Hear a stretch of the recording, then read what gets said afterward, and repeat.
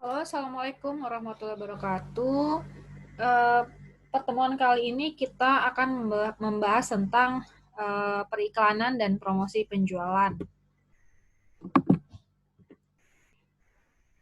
Periklanan itu sendiri adalah satu dari 4 alat penting ya, 4 atau 5 alat penting yang digunakan oleh perusahaan untuk melancarkan komunikasi persuasif terhadap pembeli dan masyarakat yang ditargetkan ya.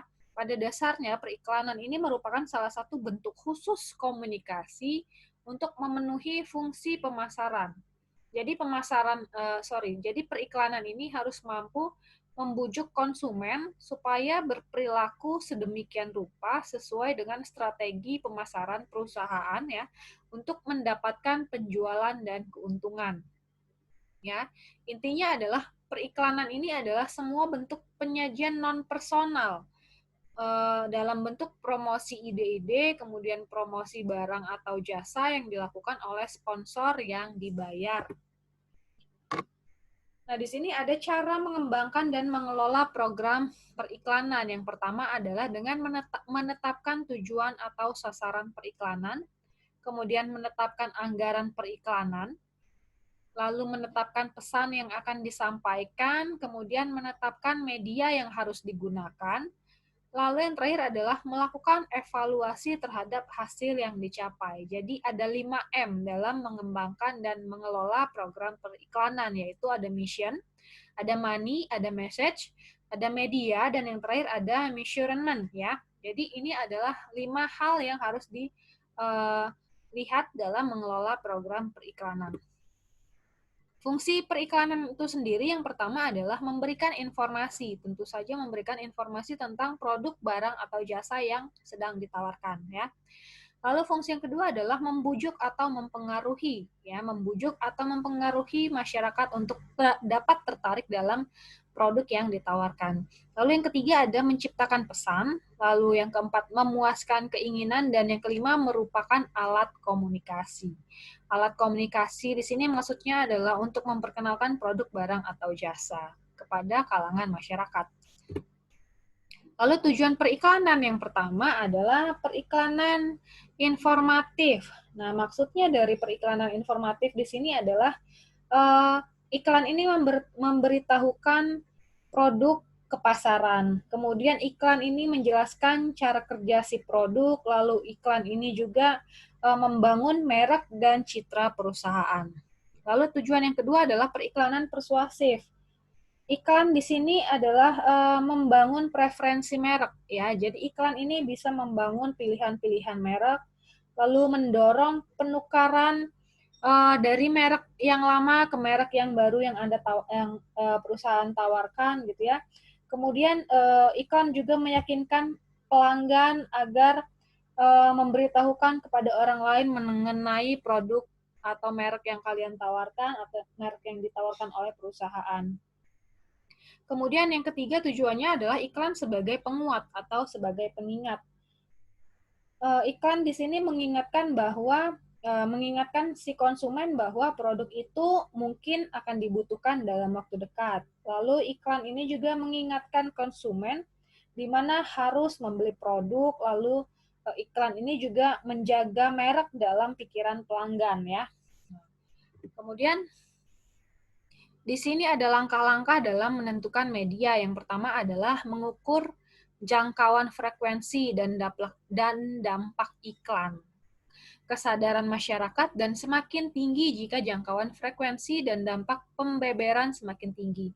Jadi oleh karena itu para perencanaan media ini penting mengetahui pertukaran antara jangkauan frekuensi dan dampak dari iklan tersebut. Lalu yang kedua adalah pemilihan media. Jadi setiap media mempunyai kelebihan dan kelemahan masing-masing.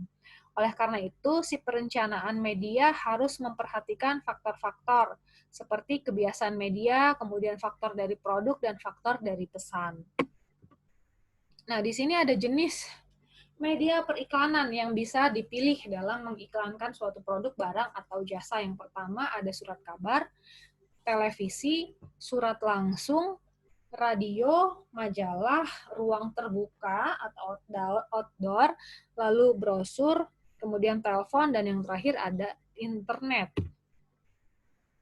Nah, di sini ada faktor-faktor dalam menetapkan anggaran periklanan ya. Yang pertama tentu saja ada tahap dalam siklus hidup produk, lalu ada pangsa pasar dan basis konsumen, kemudian ada persaingan dan gangguan, selanjutnya ada frekuensi periklanan dan yang terakhir adalah kemungkinan substitusi produk. Nah, di sini tahap dalam siklus hidup produk maksudnya adalah kalau produk baru umumnya mendapat anggaran iklan yang besar ya untuk membangun kesadaran dan membuat pelanggan mencoba produk tersebut. Lalu pangsa pasar dan basis konsumen, merek dengan pangsa pasar yang tinggi biasanya membutuhkan lebih sedikit biaya iklan sebagai persentase terhadap penjualan guna mempertahankan pangsanya. Selanjutnya persaingan dan gangguan ya. Jadi suatu merek harus diiklankan secara besar-besaran agar terdengar di tengah kegaduhan pasar. Dalam pasar dengan banyak pesaingnya dan pengeluaran iklan yang tinggi. Lalu frekuensi periklanan, jumlah pengulangan yang diperlukan untuk menyampaikan pesan kepada konsumen ini juga sangat menentukan dari anggaran periklanan. Lalu yang terakhir di sini ada kemungkinan substitusi produk. Ya, merek-merek dalam satu kelas komoditas ini biasanya memerlukan iklan besar-besaran untuk membangun citra yang berbeda. Nah, selanjutnya yang kita bahas adalah promosi penjualan. Kalau sebelumnya kita membahas tentang periklanan, kemudian sekarang kita membahas tentang bauran pemasaran yang kedua, yaitu promosi penjualan ya. Promosi penjualan sendiri itu terdiri dari kumpulan alat-alat insentif yang beragam. Sebagian besar berjangka pendek, kemudian dirancang untuk mendorong pembelian suatu produk atau jasa tertentu. Nah, di sini ada jenis ragam dari promosi penjualan. Yang pertama ada promosi konsumen, ya. Alatnya adalah misalnya ada sampel, ada kupon, kemudian ada tawaran pengembalian uang, potongan harga, remi, ada hadiah, kemudian ada hadiah langganan, percobaan gratis, garansi, promosi berhubungan, kemudian promosi silang, pajangan, dan demonstrasi di toko tempat pembelian. Nah, ini adalah alat-alatnya dari promosi pasar konsumen gitu ya. Kemudian nanti ada promosi perdagangan. Alat-alatnya adalah ada potongan harga, kemudian ada tunjangan iklan dan pajangan, dan ada juga barang gratis gitu ya. Lalu yang ketiga di sini ada promosi bisnis dan wiraniaga.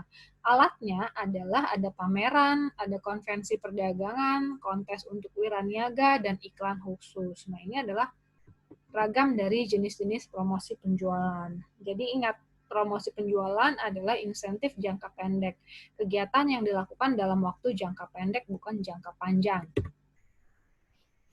Tujuan promosi penjualan terhadap konsumen yaitu untuk mendorong pembelian dalam unit yang lebih besar, menciptakan percobaan produk di antara orang yang bukan pemakai, dan menarik orang-orang yang sering berganti merek jauh dari pesaing.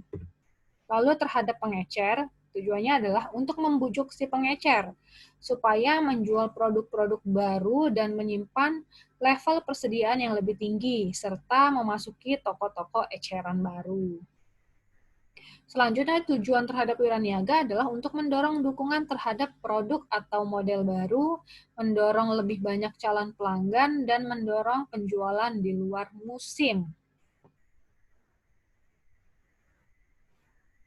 Oke, itu yang saja yang saya sampaikan dalam pertemuan ini ya. Semoga bisa bermanfaat untuk kalian. Saya akhiri. Wassalamualaikum warahmatullahi wabarakatuh.